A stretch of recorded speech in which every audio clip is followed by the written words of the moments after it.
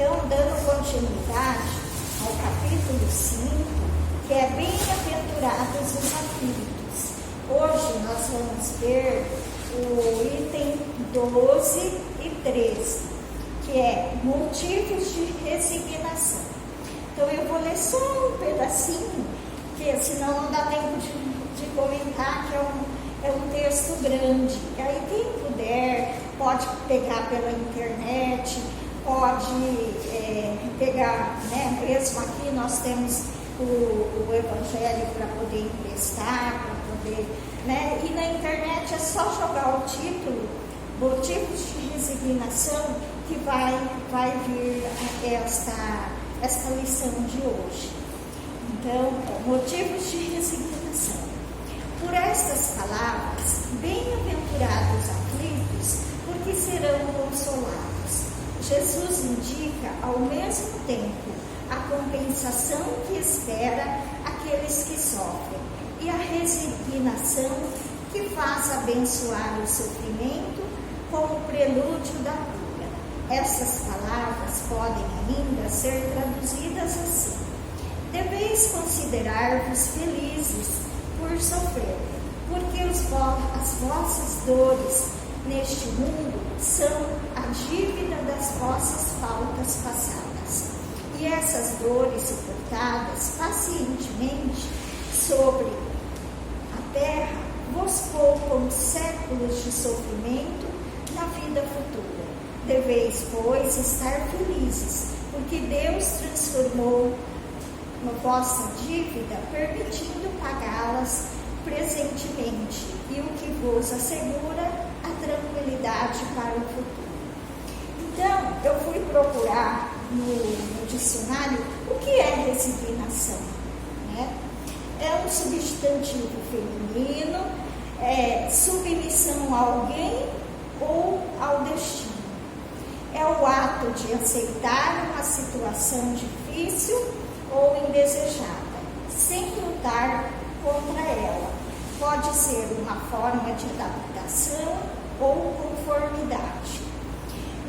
Joana de Ângeles, ela, através do Divaldo Franco, ela passou um texto muito bonito em janeiro de 2021, onde ela fala que a resignação é uma virtude pouco considerada na vigiliatura humana.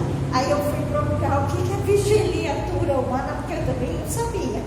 Aí é que ela fala assim, que muitos dos encarnados, eles vêm para a Terra como se viesse por um tempo de férias, né? Do local, é uma temporada de férias, de repouso, uma temporada que passamos fora da zona de habitação habitual. Então, a gente sabe que como espíritos, né, nossa casa verdadeira não é o planeta Terra.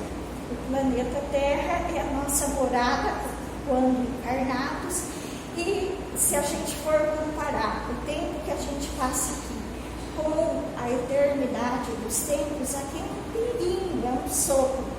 Então ela fala assim, que muitos espíritos ocupam esse tempo de encarnado como se estivesse numa colônia de férias. Vive do jeito que quer, age o que dá na cabeça, como se não tivesse consequências. Como se as escolhas de hoje não ia dar nada lá na frente. Então plantam tudo errado, escolhem tudo errado, e depois quer colher o bem, quer colher o bonito, e na realidade não é assim, né? Tudo que a gente planta, a gente vai colher. Se não for nessa encarnação, vai ser alguma outra. Então, o que a gente tem que fazer? Procurar plantar o melhor de nós, dar o melhor de nós, enquanto estamos aqui, para poder colher coisas boas no futuro, para não ter que voltar outra vez para refazer aquilo que a gente fez de errado nesta encarnação. Que cada erro é uma marca a mais que a gente tem a cumprir Então, é como se a gente pegasse um dinheiro emprestado e aí, para pagar de quem você pegou emprestado, você empresta de outra pessoa para pagar aquela dívida. Então, vai formando uma bola de neve. Mesmo assim, são os nossos erros. A coisa vai, cada encarnação vai aumentando mais e mais e mais. Chega uma hora que você fala, meu Deus, e agora? Agora é voltar e assumir as consequências do que o espírito tem errado milenarmente, né? Porque falam que se a gente for olhar 4, 5 encarnações nossas, a gente não tem estrutura para aguentar olhar quem fomos lá atrás. Então, que hoje é uma melhor versão da gente. Então, só por isso a gente fala, puxa vida, Deus só cobra da gente mesmo só uma prestaçãozinha bem pequenininha. Porque se fosse para cobrar o integral, a gente não ia conseguir de jeito nenhum. Então, Joana de Ângeles continua falando. Quase desconhecida resignação é a natural aceitação das experiências, das ocorrências perturbadoras no dia a dia de todas as criaturas. Resignar-se é um estado de consciência do dever cumprido e da incapacidade de executá-lo de forma a resultar da maneira feliz esperada. Quando se aguardam resultados sempre favoráveis, vive-se numa redoma de presunção que resulta do egoísmo exacerbado. Então, se a pessoa acha que para ela tudo tem que dar certo, ela vai passar no primeiro vestibular que ela quiser para medicina. Ela vai ser o melhor médico da cidade. E aí, quando ocorre algum problema que foge até, né, dela própria, ela vai se achar o pior dos revoltados e se vai ficar aflita, às vezes vai desmoronar completamente, não vai conseguir ir à frente. E o que é pior, existem pessoas que até desistem da vida quando encontram uma aflição, quando encontram uma contrariedade, né? Quando, na verdade, tem que se olhar para aquilo que aconteceu de errado. Por que aconteceu aquilo? Foi minha culpa? Se foi minha culpa, vou tentar consertar. Se não foi minha culpa, então é aceitar e seguir em frente. E isso resulta do nosso orgulho, do nosso egoísmo, que a gente quer que tudo seja como a gente quer, do jeito que a gente acha que é o correto. Então, são os grandes vilões da nossa encarnação: orgulho e egoísmo. A resignação ante um acontecimento negativo valoriza o aprendiz para conservar-se humilde perante a grandeza da vida. O nosso objetivo hoje é esclarecer acerca da consolação que aponta Jesus àqueles que sofrem, enfatizando como se deve ser esse sofrimento, para que se reverta em proveito da conquista da felicidade. Pelas palavras de Jesus, pode-se deduzir que nem todos os aflitos serão consolados. Não é porque falar, então quanto mais aflição a pessoa tiver na vida, ela vai ser mais consolada. Então vou caçar a aflição aí para eu ser consolada depois. Não são todos. Vai depender de como a gente reage a essa aflição. Se a pessoa consegue ver um objetivo, aquilo, porquê daquela aflição, aceitar aquele acontecimento. Eu até hoje estava comentando que nessas tragédias que a gente tem visto lá no Rio Grande do Sul, eu estou assim, quase que encantada bem a palavra, não, porque numa tragédia daquela não dá para ter encantamento, mas assim, como que a maioria, não são todas, mas a maioria dos moradores de lá, eles têm uma força para falar do acontecido, do que estão passando, que eles falam, o repórter pergunta o que aconteceu. Perdi tudo, perdi a casa, perdi móveis, perdi tudo, não tenho mais nada, até documento tenho que tirar novamente. Mas aí o repórter fala, e agora? Ela fala, agora eu vou reconstruir do zero, começar tudo de novo. E eu sei que eu vou conseguir refazer, né? Pode ser de uma maneira diferente, pode ser uma casinha pequenininha, mas ela vai conseguir uma nova moradia.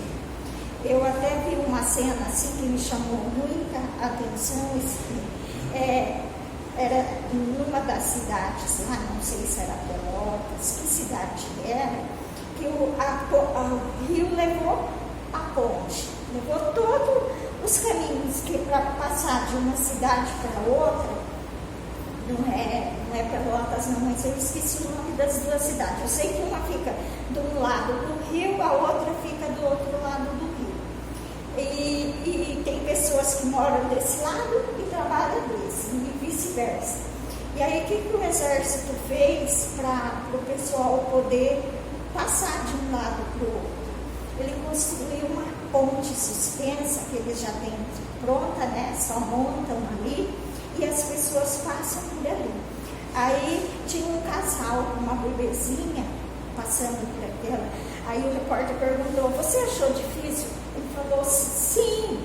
O pai falou, é difícil, mas é a nossa nova realidade. E a gente tem que aceitar. O passado a gente não tem mais. Então agora a gente tem que aprender a viver uma nova realidade. Ela falou, vai demorar a construir a ponte, vai demorar a gente ter um local seguro para atravessar, para morar, mas a gente tem que persistir, continuar vivendo, atravessando por essa pontinha. É o novo real nosso, a gente tem que aceitar.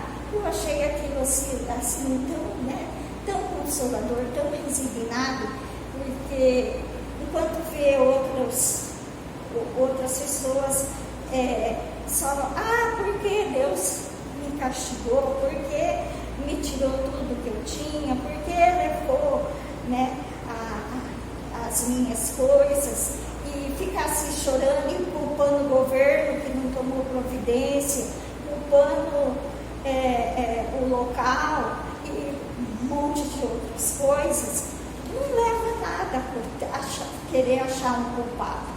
Agora é arregaçar as mangas, a união, né? A união de todo o povo. Igual eu vi um falando que a rua dele inteirinha, o pessoal perdeu tudo.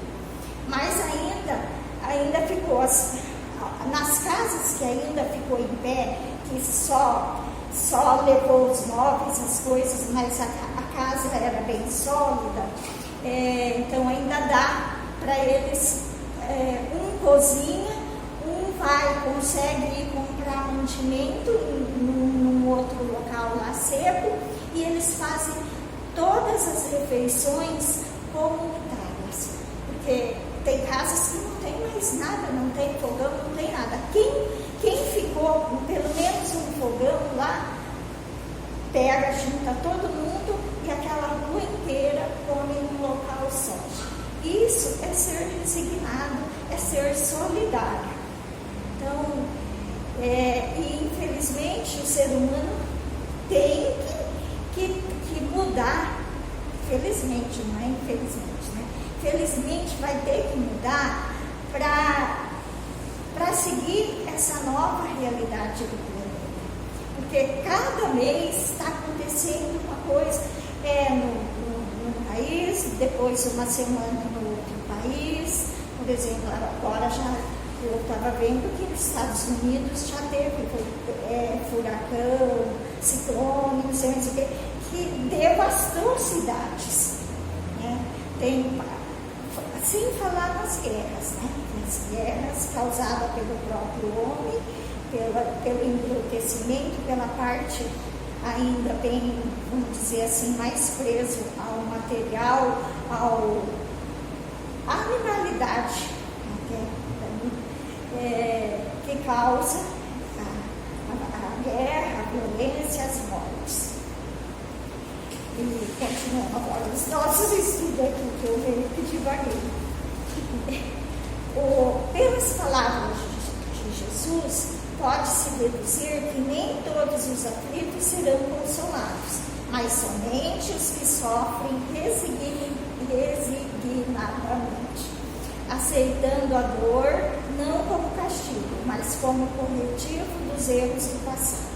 Jesus aponta a compensação que terão os que sofrem e a resignação que leva o padecente a bendizer o sofrimento. Sendo as dores de hoje o resgate de nossas vidas passadas, o sofrimento constitui forma e oportunidade abençoada de quitação daquelas dívidas. Portanto, é feliz aquele que salda seus débitos com a justiça divina. Maldizer o sofrimento é abdicar o homem do único remédio que lhe permite a reconquista da felicidade.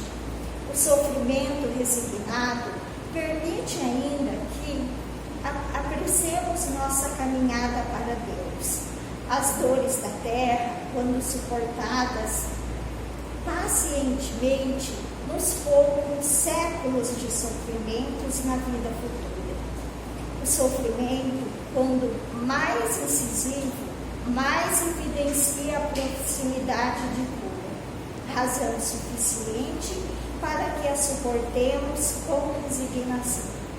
Além do sofrimento resignado, uma outra forma de resgatar mais rapidamente nossos débitos é agir em benefício do próximo, seja material, seja moralmente. É outra coisa que nós temos visto muito, né, com toda essa tragédia, tudo que está acontecendo. Dando a mão aos outros. O Brasil inteiro se mobilizou para auxiliar o Sul e mesmo nas catástrofes anteriores que tiveram lá em São Paulo, na Bahia, no Nordeste todo, o povo brasileiro se juntou. Aí não existe partido político, não existe hierarquia, é como se todos fossem iguais e todos irmãos como realmente a gente é perante Deus. Então é por isso que eu falo, nada acontece por acaso, tudo vem para nos ensinar algo que está faltando, e para a humanidade está faltando isso, é o trabalho coletivo, é a benevolência para com o próximo. E graças a Deus, nessas horas, o povo brasileiro sabe trabalhar junto.